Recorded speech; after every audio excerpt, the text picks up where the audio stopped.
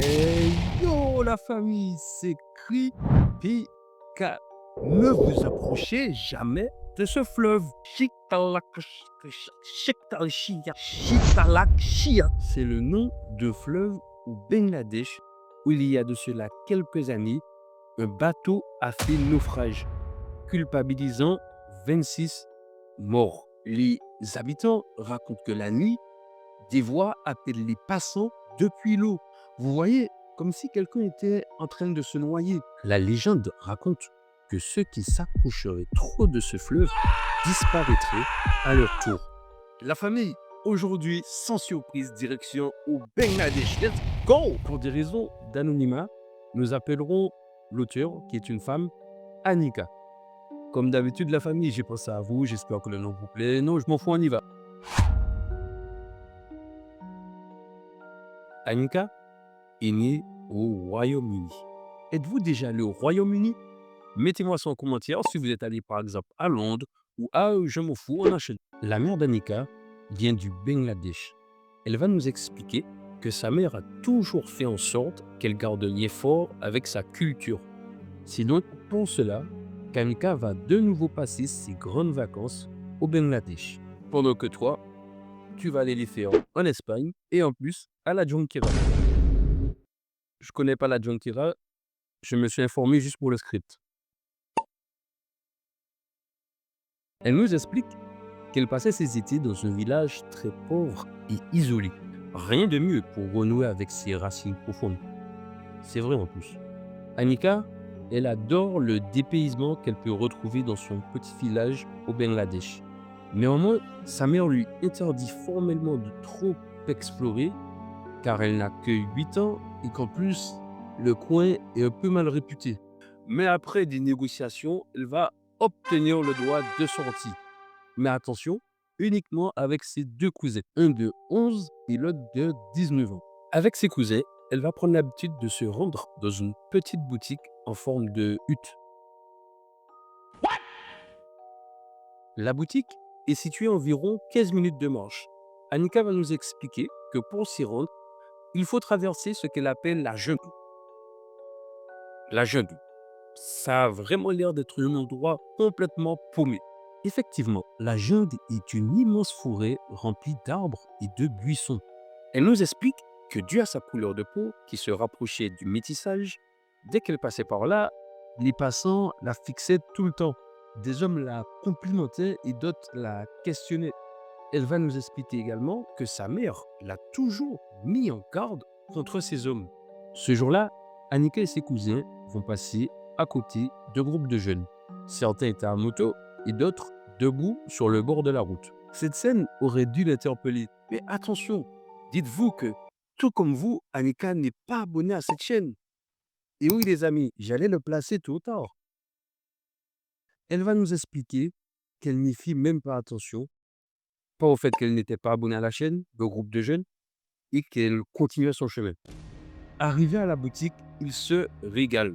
Il mange des michtis sucrés et Annika va goûter pour la première fois la glace Kulfi. Annika en prend 3 et le vendeur lui offre même la 4e. Ça, c'est le diabète. À ce moment, elle part de la boutique un peu en avance. Sur le trajet, elle va nous expliquer que ses cousins sont quelque part derrière elle, qu'en plus elle aperçoit quelques vieilles dames sur le chemin, donc que la route est plutôt rassurante. Sûrement. Donc elle va carrément ralentir pour profiter de sa glace. Mais c'est là que tout va basculer. Vous vous souvenez du fameux groupe de jeunes? Un des mecs prétend la reconnaître comme étant la fille de on sait pas qui. Et en plus, va lui proposer de la ramener à moto. Mais tout d'un coup, Annika ressent que l'atmosphère est vraiment pesante. Elle est littéralement encerclée par le groupe et les dames qu'elle voyait à l'horizon, elle ne les voit plus. Annika se rend vite compte qu'elle est prise au piège. Heureusement, d'un coup, en criant, ses cousins vont débarquer. Et à ce moment précis, le groupe de jeunes va prendre la fuite dans la forêt. La jungle. À partir de ce jour, Annika fut assignée à résidence. Sa mère lui interdisait formellement de sortir. Et au final, même si dans le fond, ça lui faisait un petit peu chier, mais au final, elle était plutôt rassurée de ne plus sortir. Le soir, alors qu'Annika est tranquillement en train de jouer à la Nintendo, elle va regarder par la fenêtre. Et devinez quoi? Elle voit le même jeune de l'autre soir. Et en plus, en train de lui faire un signe de faire silence. Ah, c'est horrible. Non, je vous jure, c'est horrible. Je ne sais pas comment je fais pour raconter des histoires comme ça, rester stable mentalement. Je ne le suis plus. Je ne le suis plus. Annika va se mettre à hurler de panique. Elle nous explique par la suite que à ce moment précis, tous ses souvenirs vont devenir flous. Elle nous expliquera qu'elle sait juste que ses cousins et son oncle se sont occupés du gars en question. Là, les amis, on va faire un bond dans le temps. Nous sommes quelques années plus tard et Annika revoit des photos de son ancien village. Mais ce qui est étrange, c'est que la forêt a disparu, plus précisément la jungle. C'est là que sa mère va lui expliquer que son oncle a décidé de littéralement couper toute la forêt. Mais on se demande pourquoi?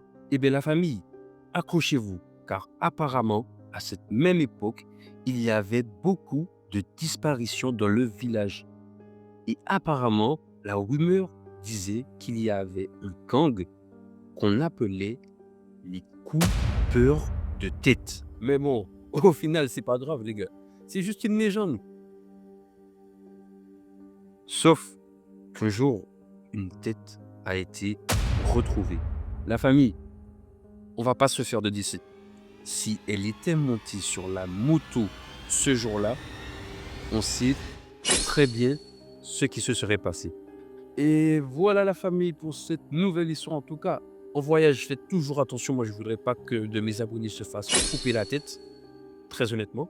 Et on se retrouve très bientôt pour une nouvelle histoire.